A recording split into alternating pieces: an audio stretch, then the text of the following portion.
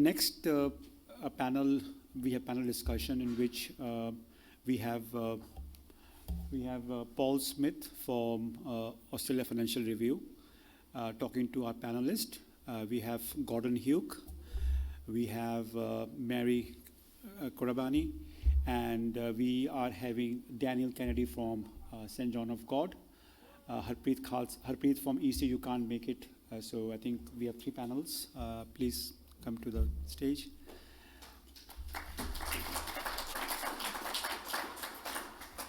So Daniel is just coming, he's getting ready because he was just added the last moment to the panel. I think he has just gone to put some mascara and maybe concealer. I can speak since he is not here. So Gordon is a friend, a client, a competitor. So many hats he wears.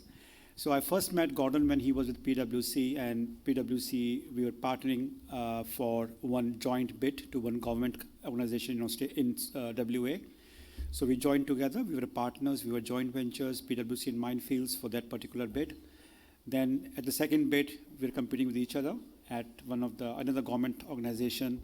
And of course, who else will win it? It's Minefields. So we won it against PwC.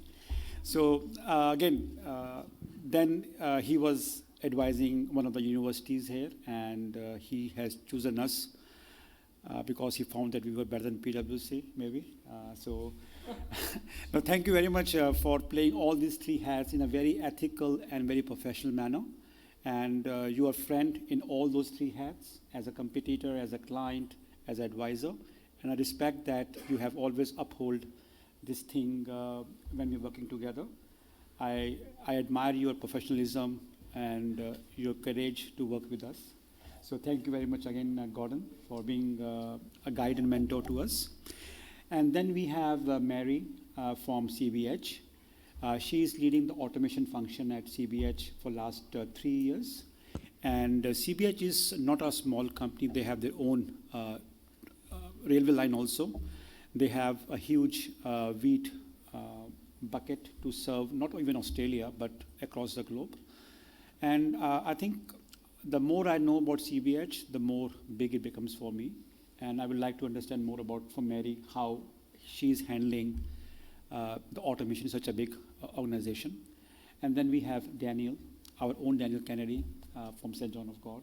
And he has been kind enough to join the panel to share his insights. And is Paul online now? Yeah, so we have Paul who's on Zoom. He couldn't make it physically here. So he's just getting online. Sorry? Okay. So I think there's some issue with that. So I will start in the meantime the discussion and we will see if they can join us. If he can join us. He was online earlier, but again, we'll see if he can join us. So thanks again for your time on being panel. And Gordon also comes from finance background, as Daniel comes from finance background. So you always put a financial view on automation. And when it comes to responsible automation, sometimes the business case don't stack up. Sometimes, again, I'm also from finance background and believe numbers don't lie, but we can make them lie sometimes for the human benefit, for bigger human, wider benefit. And there's a creativity we accountants have to make numbers speak sometimes what they don't speak. Or what they can speak, we don't let them speak. So it's an art, it's a magic which we accountant always play and make. So Gordon, starting from you first, what you mean by and how you define responsible automation wearing your financial hat? Okay, so I think wearing my financial hat, I think, a business case is really important, right? But it's a question of how you actually quantify that value. And so for me, responsible actually comes to thinking about the overall organisation, what their strategy is, thinking about what it is that organisation is striving to achieve, and then sort of dealing with automation more as a strategic lever rather than a tactical lever. So I guess what I mean by that is that there are always lots of really good ideas out there at the moment, everything competing for the same funding bucket, right? So automation is no different. It's an investment like any other. And so you need to have some way of actually prioritizing that investment. And I find the most common way to do that is to all align to a corporate strategy.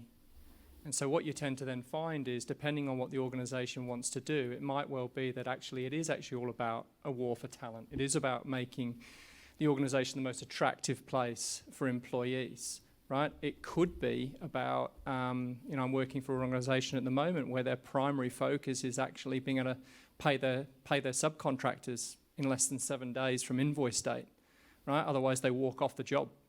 So it really is a question of actually understanding what that strategy is, what those strategic levers and pillars are that you're aiming for, and then factoring that into your business case. And even though some of these things, like Raj talked about, are intangibles, you can always find an accountant that will creatively help you work out how to quantify something, right? The most important thing around that quantification is just being consistent. So as you flow forward into the benefit realization, you apply those things consistently. You don't manipulate a different formula just because things aren't going your way. Well, I'll approach it from a different point of view because, as you all know, CBH has a very massive regional presence. So we have 200 sites across the wheat belt. And in harvest, which is upon us in a month and a half, we recruit quite a number of young people to work on site. So when we have to look at responsible automation, we have to look at the impact that automation will have on the jobs of these young people that, some of them are, sons of farmers or people that work regionally, that their children rely on this form of income to, get them through university or school the year after. So when we actually have to consider automation, we have that kind of, hat of financial benefits and return on investment. But we also consider, especially because we are talking RPA sometimes, and we discount all the operational automation that could potentially make a site autonomous.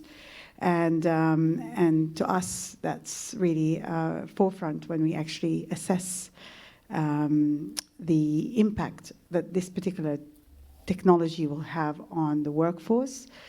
We do take on around 1,600 young people across all sites for 3 months. They earn a substantial amount of money, and most of them rely on that year in, year out. So we have a lot of harvest casuals that, have done this for 3 or 4 or 5 years.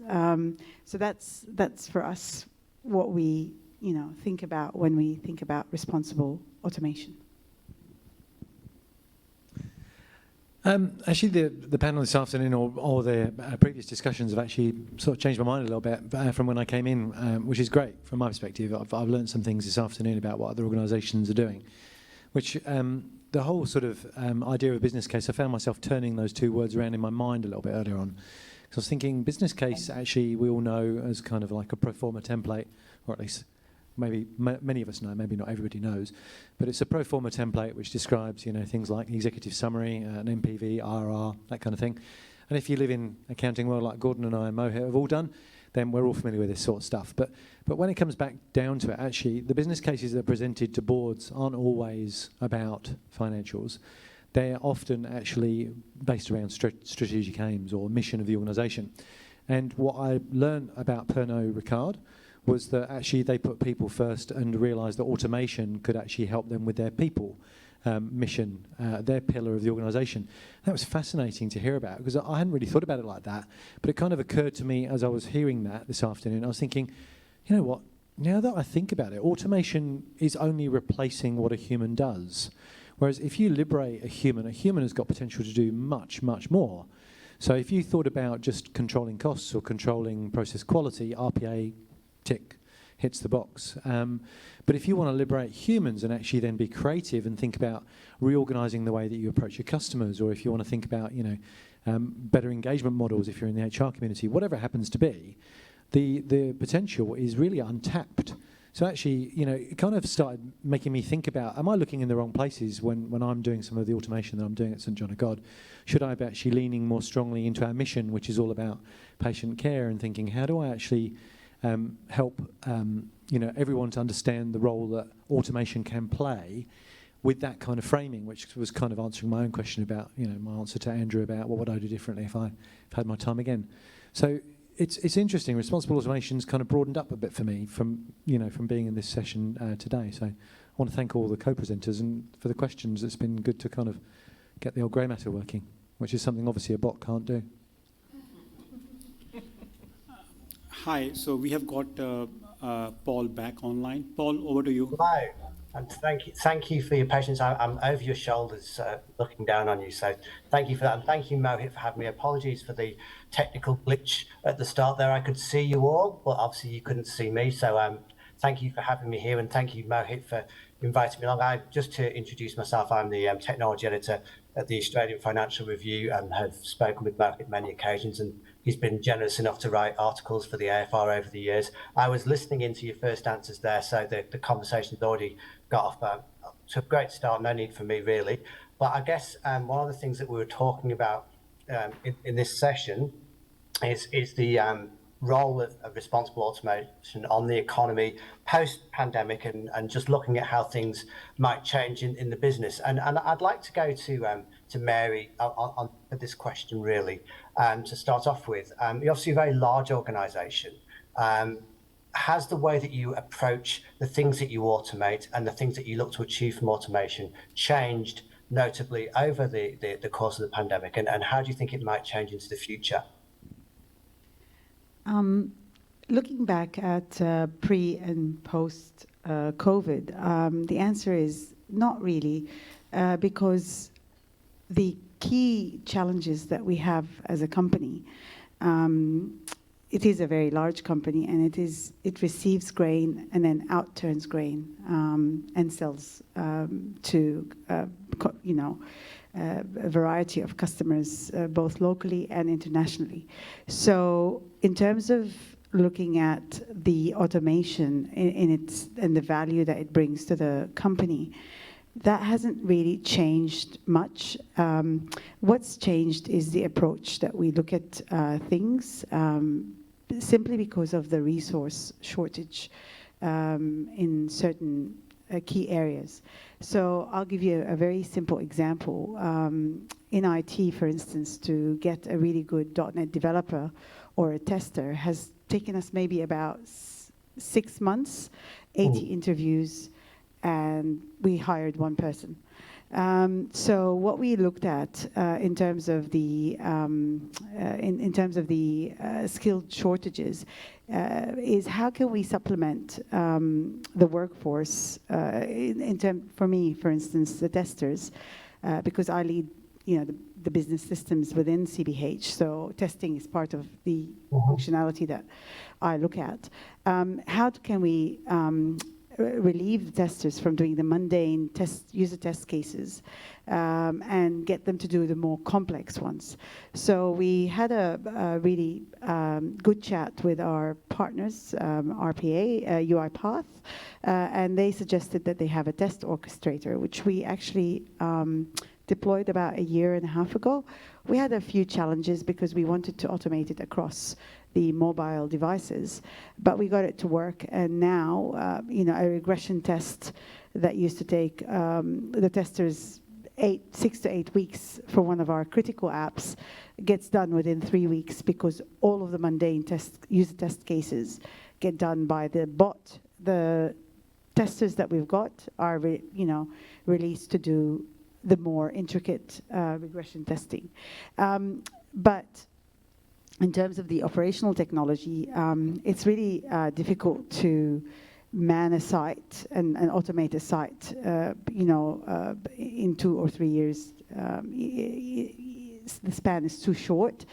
We are looking at responsible automation across certain parts of the process in the outturning and receiving of the grains, but again, it's we have to weigh it against, you know, the impact that it would have on the regional centers, and because the towns that we operate in really rely heavily on CBH. And before I worked for CBH, I did not know how popular it is in the rural towns. But when we go and visit those small town centers, we can see how heavily reliant they are on the jobs that CBH offer. That really weighs quite heavily on our minds when we do look at automation in the operational side or the operational arm. I hope that answers your question. No, it does, yeah. And one of the things that if we to make it relevant to the topic of the broader economy, obviously the topic of employment has been brought up before during the summit and regularly over the years in relation to automation. And just to stay with you there, I mean, how does that translate itself into the way the workforce is deployed? You mentioned the actual impact in regional towns. You'd imagine a holding company cooperative is different to, say, a listed company in the priorities. How's that represented in sort of your bosses and the senior executives at the company in terms of what they expect from you? Our motto is really looking after the grower, because they've formed the basis of, you know, our business.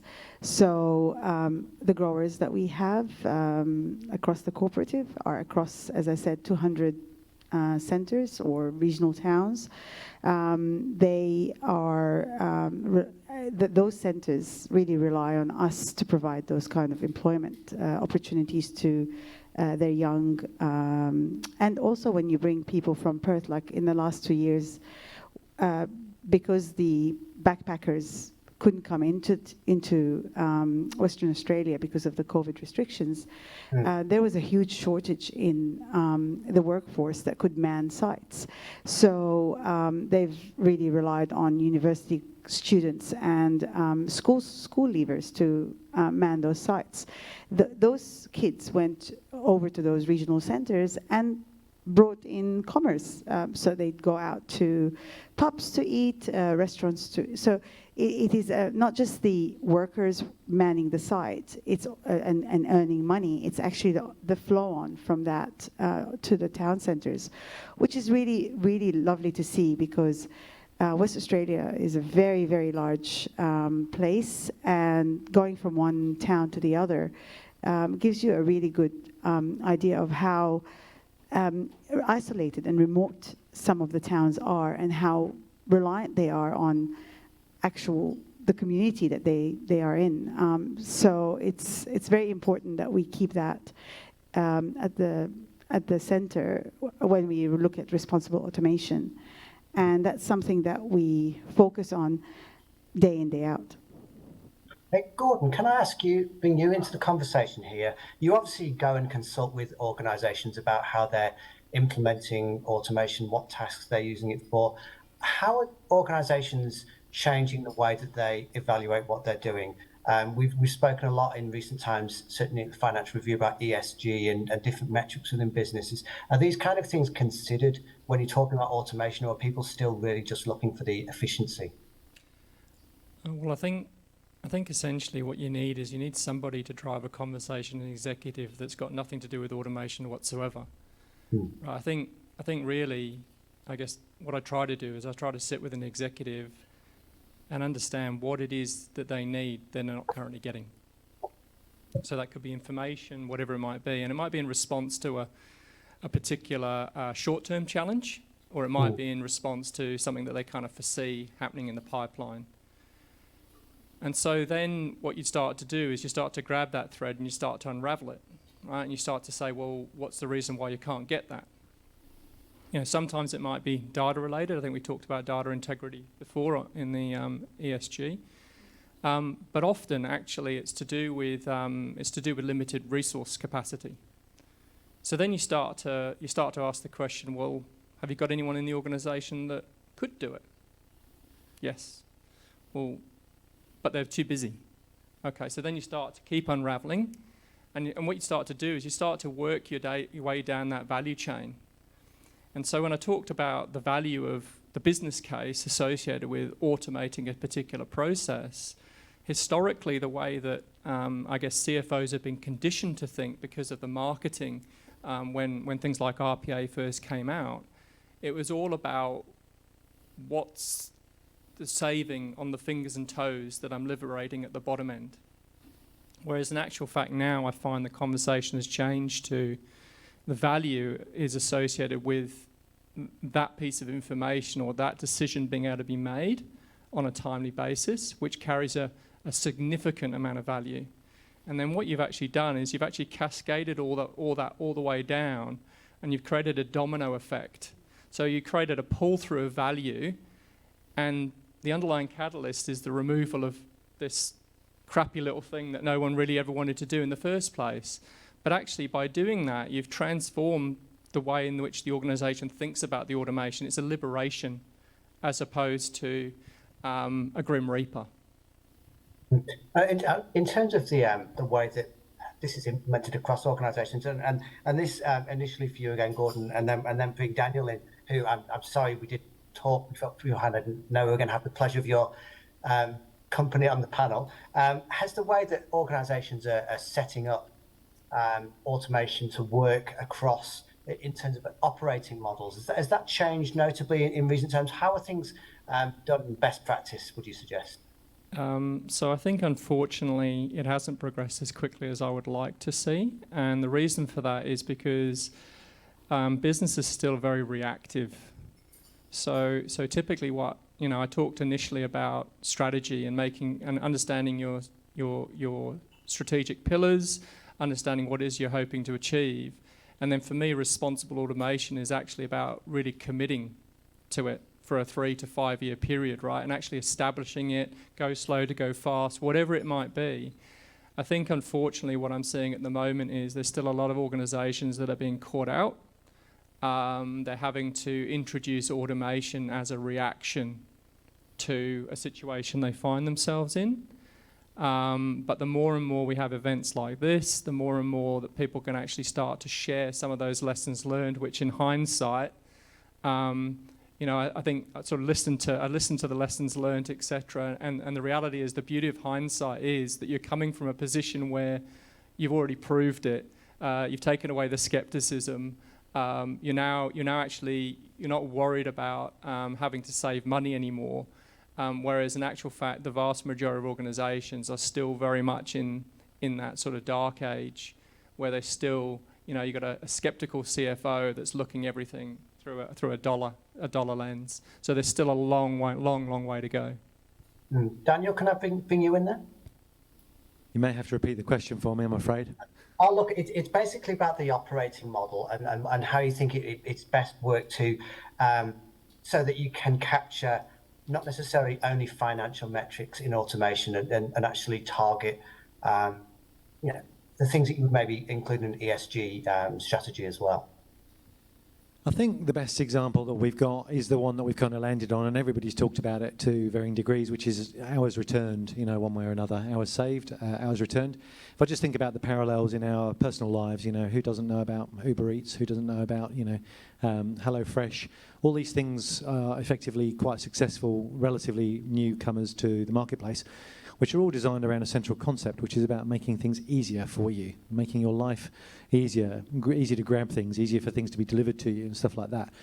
I think in the corporate world, the same thing would probably easily apply. And if people felt like you could actually take away some of the hard yards, and even, dare I say it, the really crap yards, that they don't really want to do, the stuff that they don't feel adds a lot of value, if you could take that away and there wasn't a feeling in that sort of affected workforce that somehow their job was going to be retrenched, then that would go a long way. And I think that is exactly where we are as an organisation within the finance community now. We've long ago stopped talking about NPV, but we talk about hours returned, hours saved, hours avoided, and stopping people from, as I said in my thing earlier on, stopping people from having to come and do overtime, long weekend working and stuff like that. So that's, I think, where we are as an organisation. Hope that answers your question. No, it does, and I'd like to bring Mary back in there as well, because I've not really written a lot about CDH, but in preparing for this, I've been reading quite a lot about the industry, and it's obviously very asset intensive and lots of physical products created. How important to the broader performance of the organisation is the sort of technology and digital strategy, and how much more prominent role are you able to take in terms of driving that performance? I want to answer it from the operational side of things because, we've actually been on a journey for a long, long time to actually look at the processes where efficiency needs to be injected and looking at that from a, can we automate or not? So I will talk about the digital strategy from the business systems side because I'm more familiar with that. We actually use automation across various technologies. So we have RPA UiPath to automate business processes that are mundane, and that way, as Daniel said, freeing up more people to do more interesting things. But we also recently have used a data process mining tool to actually map out all our business processes. Because one of the major issues that you have in a company this large is that the knowledge is usually retained in someone's head. Once they leave, that information departs with them.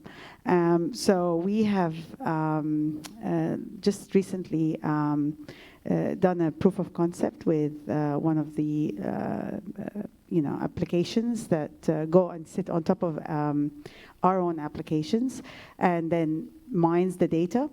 It actually gives you a lot of the the main process and then the variations. And for one of the processes, I think we did it over 3 or 6 months, we found out that the users are using it quite differently. Like we had 66,000 variations to the process, which was mind-blowing.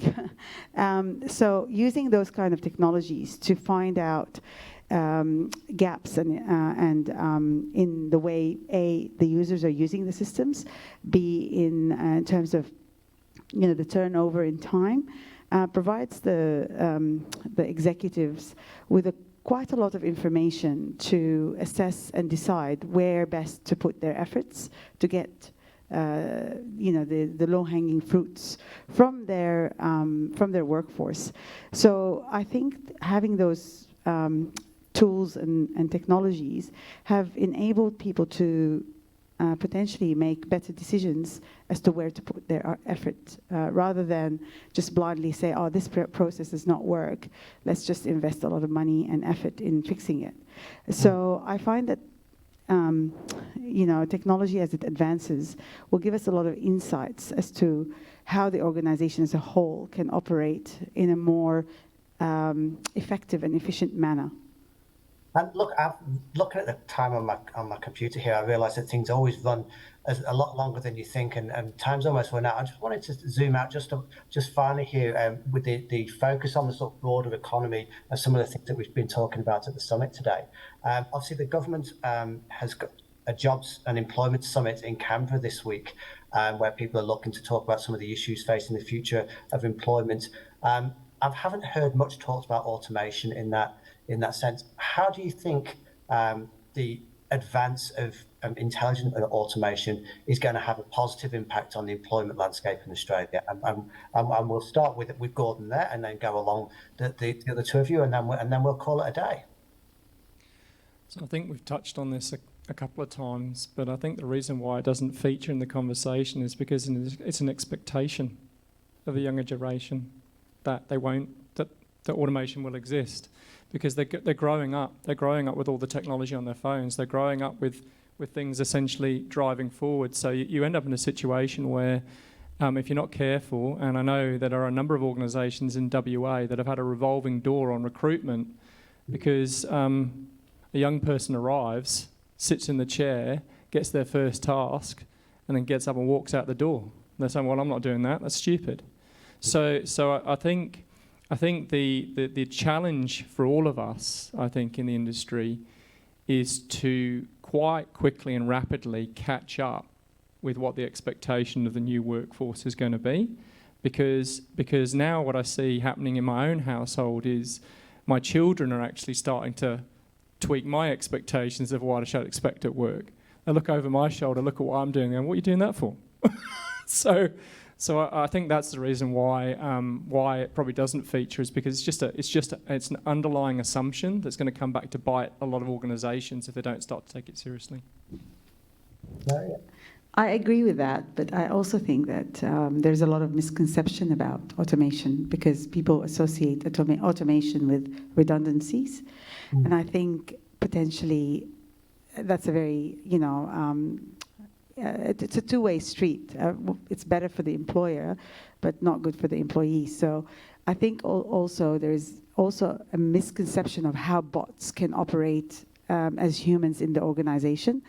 And I think there should be a lot of potentially research on organizations that have already done that successfully and do lessons learned for the government and the government agencies to see how can they use bots to supplement the skill shortages that we're currently experiencing. And most likely, as previous speakers say, will experience to 2030. So that's my take.